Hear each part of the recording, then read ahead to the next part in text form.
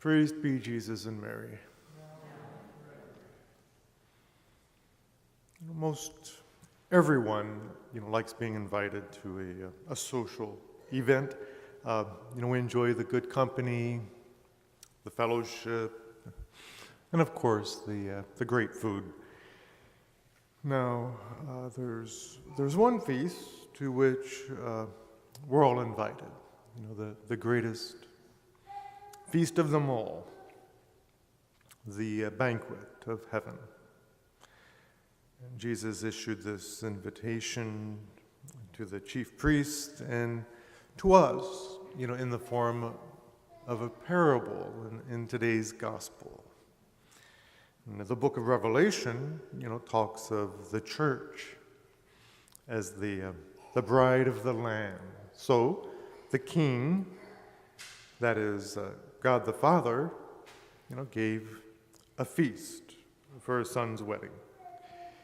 And the king sent his servants, the prophets of the Old Testament, to invite people to the wedding.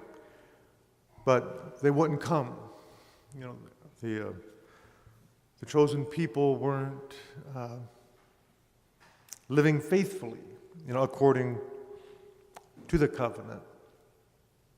So God the Father sends more prophets, but they wouldn't listen to them either. In fact, they mistreated them and even killed some of them. As a result, the king was so enraged that he sent his troops, destroyed those murderers, and burned their city. Now, our Lord could be alluding to the destruction of Jerusalem by the Romans in 70 AD. And the king said, the feast is ready. But those who were invited weren't worthy to come. Go out, therefore, into the main roads and invite to the feast whomever you find. And we know the church in the first century was becoming less and less Jewish and more Gentile.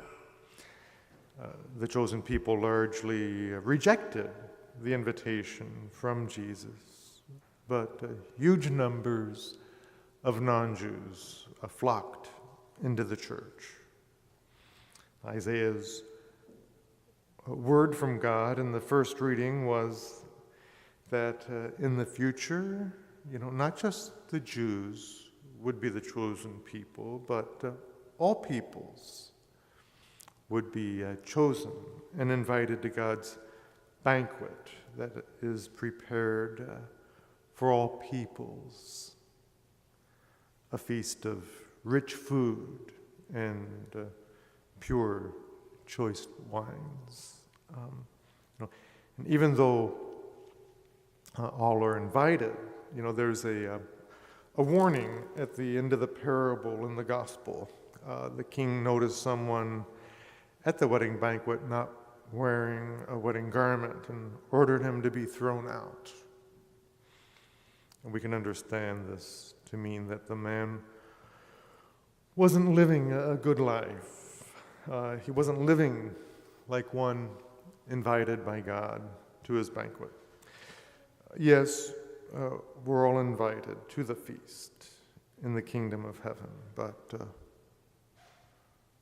we're to come to the feast properly dressed with unspotted baptismal robes, clothed in sanctifying grace, living good lives that show that we're worthy to attend the banquet.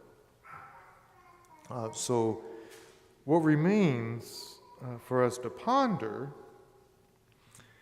is, if we're properly clothed, not living, if we're not properly clothed, not living good Christian lives, God, in His great mercy, has given us the means of washing our garment in the sacrament of reconciliation. As we receive the sacrament of Christ, love and mercy, our robes are washed clean in the blood of the Lamb. Many people today, they believe that we're all going to heaven. What our Lord tells us is that we're all invited to heaven, but we need to be properly dressed, living a good life, in order to be granted admittance to the kingdom. St. Paul's letter to the Colossians gives us advice about what clothes, a Christian is to put on. He writes, "Put on then, as God's chosen ones, holy and beloved, heartfelt compassion, kindness, humility, gentleness, and patience, bearing with one another and forgiving one another. If one has a grievance against another, as the Lord has forgiven you, so must you also do. And over all these, put on love.